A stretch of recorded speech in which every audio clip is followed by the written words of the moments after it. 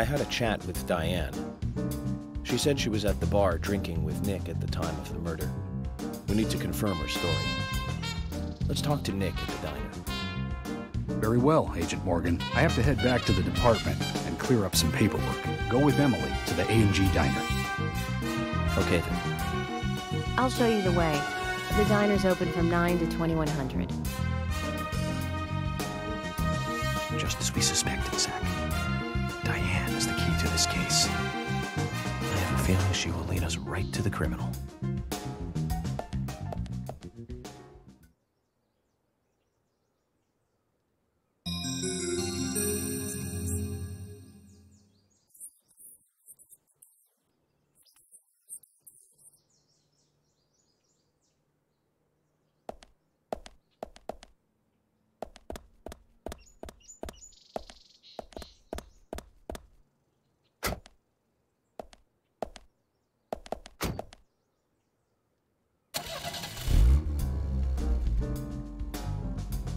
Emily, do you know a man named Forrest Kaysen? Kaysen? Yes, I know him. The sapling salesman, right? He always uses strange comparisons when he talks. I'd like to know more about him. What does he do when he comes to town? He's a salesman, so I guess he sells things? Maybe he comes on vacation. We haven't seen many tourists recently, but he comes pretty often. Is that all? Well, now that you mention it, he seems quite friendly with the Ingrams, with Isaac and Isaiah. Maybe you should ask them about Kaysen. Okay, I will.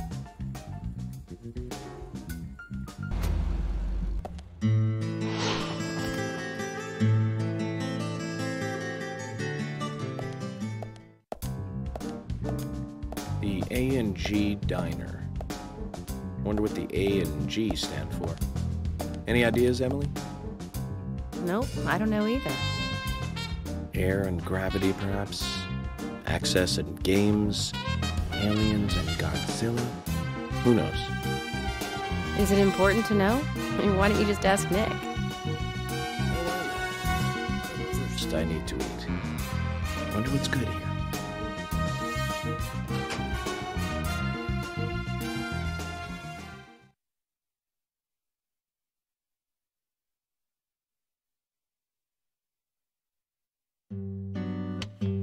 Welcome, Mr. Agent.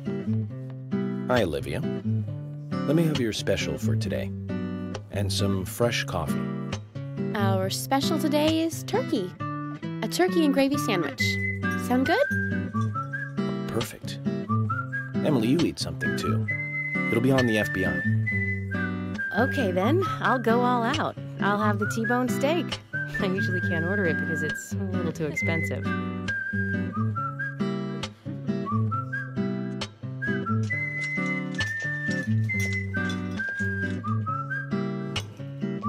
Mrs. Olivia Cormack, I am here for Mr. Stewart's lunch.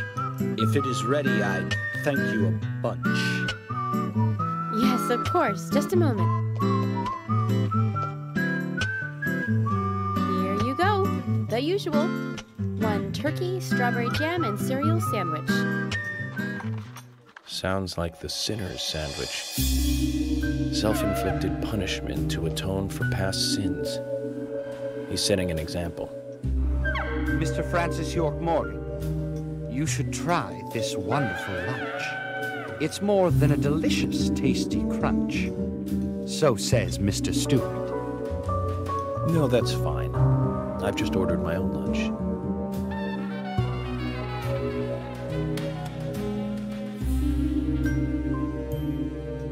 Mr. Francis York Morgan, that is, Mr. Stewart's order is delicious, I should mention. And Mr. Nick Cormack is a genius for creating this perfection.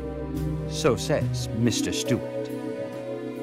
Still, I have a hunch I might not like it. You sure that sandwich is that good?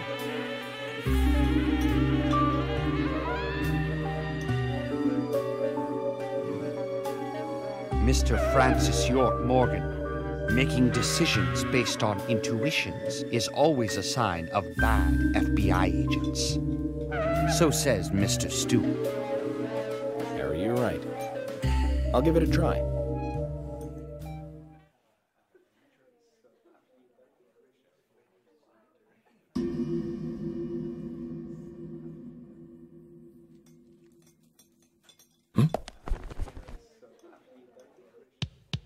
I can't believe it. This is fantastic. It's really good. Olivia, I'm sorry, but can I change my order? I'll have what Harry is having.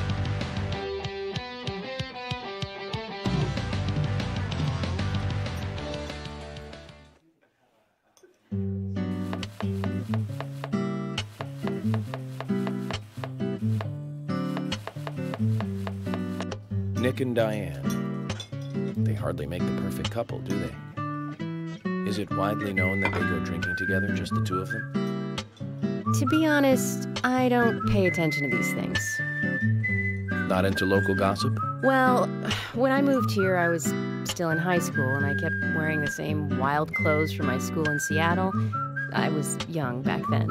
And before I knew it, there were rumors all over the school. She'll screw anyone. That's what they said. Totally unfounded, of course.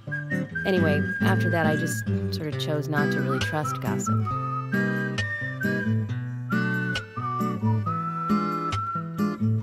I get where you're coming from. I used to dress like a hardcore punk rocker when I was in high school.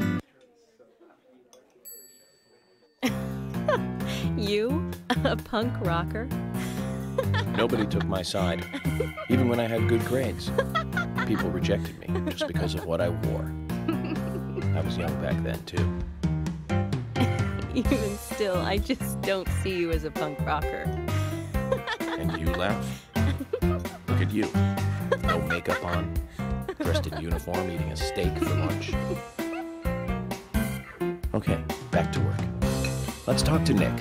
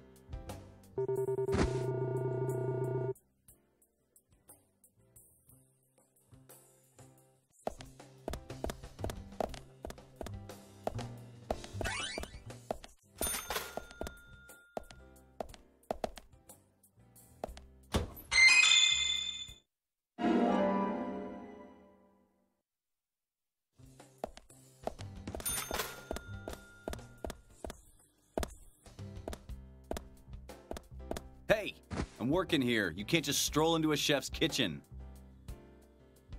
Then perhaps you would give me your permission to enter.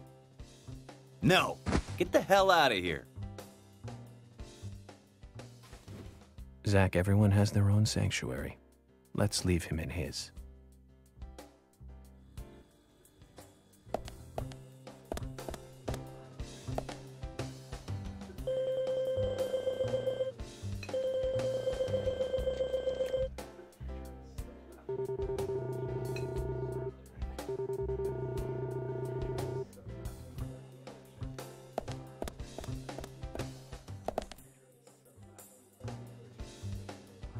There's something I'd like to confirm with you, Olivia, if that's okay.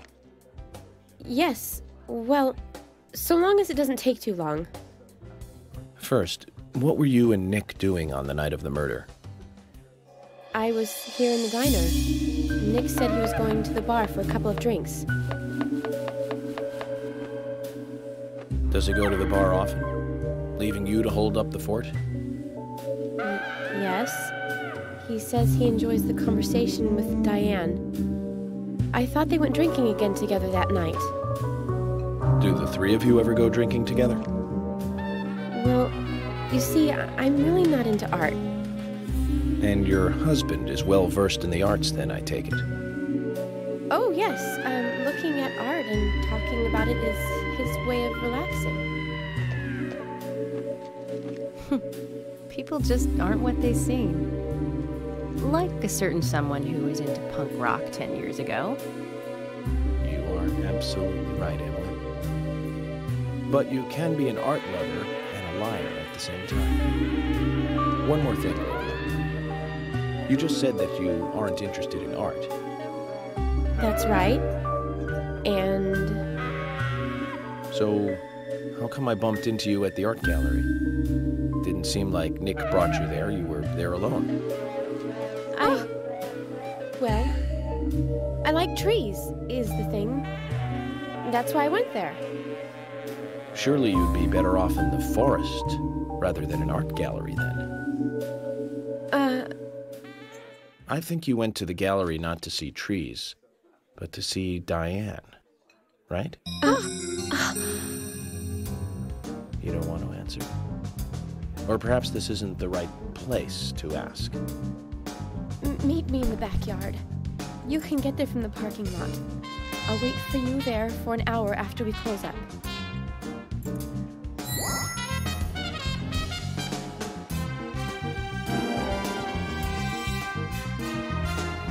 They close at 2100. Should we get something to drink and wait?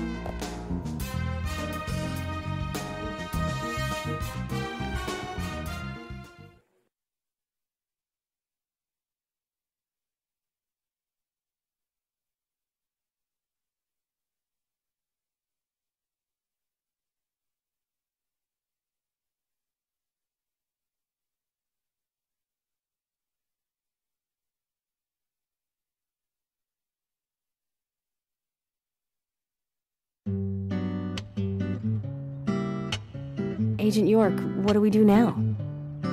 I want to hear what Olivia has to say. Let's kill time until the diner closes. Okay, then I'm gonna make a trip back to the department. I'll see you in the backyard later. Okay, sounds good. See you later then.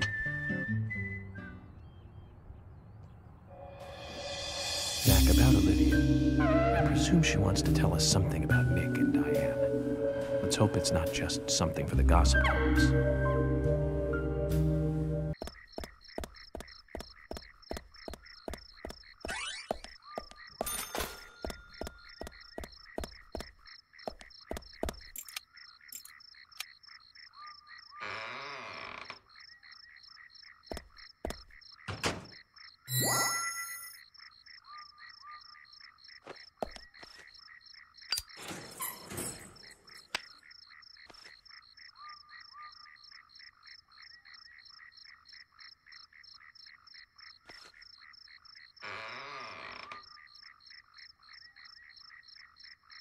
Well then, Olivia, talk to me. Yes. In the beginning, Nick only went to the gallery during the day, but he went so often at some point he became friendly with Diane. They started going out drinking together, and now he doesn't come home until early morning. He always says that they were only drinking when I ask. He blames me for not being able to talk about Turner and Rembrandt, which of course I can't, can I? So what can I say? Finally, I couldn't take it anymore, so I followed him. He did go to the bar, to start with. Diane was there too, but the real problem is where they go to next, right? So I waited outside the bar to see where they might go. And they eventually left the bar and headed for the art gallery. But it was already early morning, but it was still dark. Just before going inside, Diane turned around. It should have been too dark to see me, but I swear, her eyes looked right at me.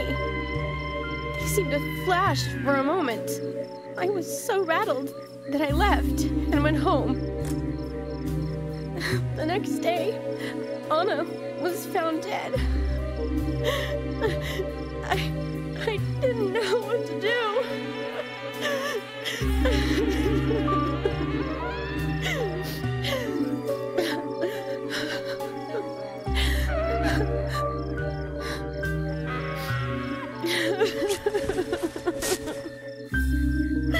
I went to the gallery to talk with Diane about it, to confront her. Once I was there, I couldn't find the courage to go through with it. Then I saw you there, and I just felt I had to go home. Nick has been seeing Diane every night recently.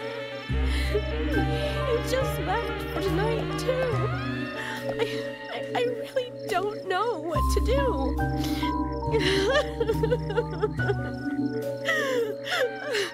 York, we ought to take Nick in for questioning. No, not yet. This alone isn't enough. Emily, answer me. This is Emily. Agent York is with me, too. I've just received word from Thomas at the sheriff's department. Something has happened at Becky's house. He was called in by Quinn, but he wasn't making any sense. We have no further details. I've sent Thomas over there. Can you go back him up? Yes, sir. One other thing. It sounded like he said raincoat killer. This may well be related to the murder case. Take all due precautions. No!